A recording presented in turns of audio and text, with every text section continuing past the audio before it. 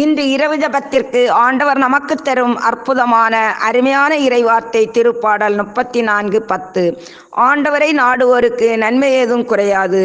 ஆண்டவரே இயேசுவே, ஆராதனைக்குரியவரே, இன்றைய பகல் முழுவதும் எங்களுக்கு ஒரு குறைவும் இல்லாமல் நல்ல உடல் ஆரோக்கிய சுகம்பலன் தந்து உமது பேரிரக்கத்தால் பாதுகாத்து பராமரித்ததற்காக இரவில் உம் பொற்பாதம் அமர்ந்து நன்றி கூறுகிறோம் தகப்பனே.